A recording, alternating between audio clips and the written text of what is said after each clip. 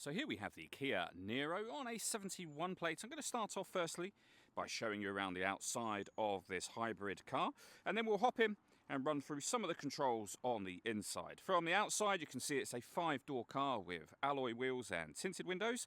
We're going to start off inside its boot space first of all. As we approach the back of the car you can see we have reversing sensors. Loads of boot space as well, along with that 60/40 split folding rear seat should you wish to increase this space even further again.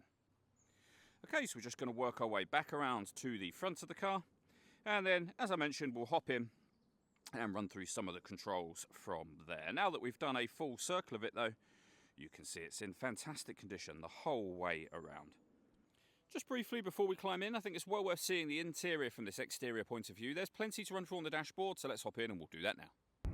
Okay, now that we're inside the car, we're going to start with the dials. Over on the left-hand side, first of all, we have the battery charge level and the fuel gauge, the range of fuel left, and then the gauge around the outside of it here will show you whether the hybrid battery is charging, whether you're driving in eco mode or using the power for the car.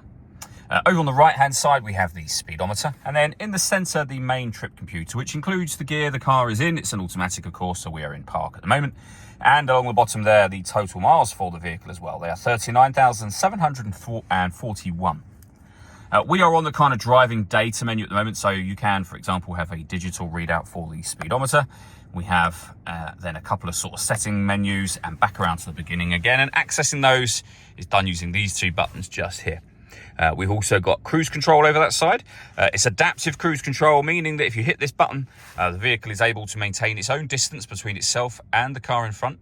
It will speed up and slow down automatically based on the car in front speed. We've also got lane departure warning system here, stereo and phone controls, and behind the steering wheel the minus and plus pedals so that you can change up and down a gear manually with this automatic gearbox.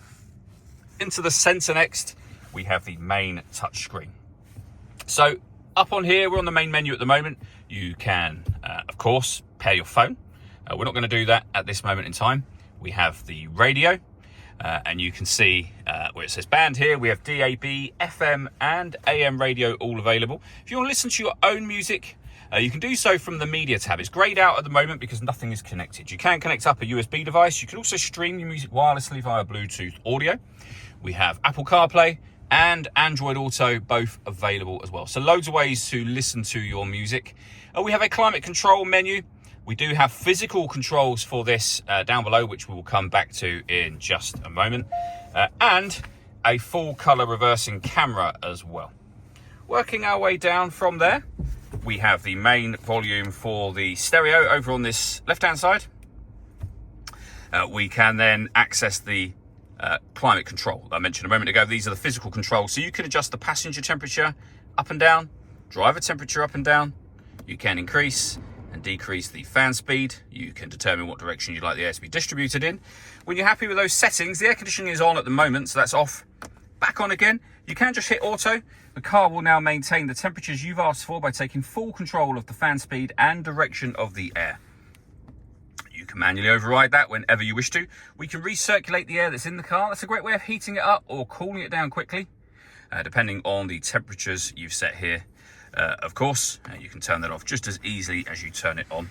We have a USB input. We have a USB charging input, a 12-volt charging input there as well. Some storage, the gear lever for the fully automatic gearbox. You can turn your parking sensors on and off from here. And then we have an electronic handbrake with an auto hold function. All that leaves me to say is thank you for taking the time to watch this video. If you'd like to come and see the car for yourself and have a test drive, please feel free to give us a call here at 7daysonly.co.uk. We'd love to hear from you soon.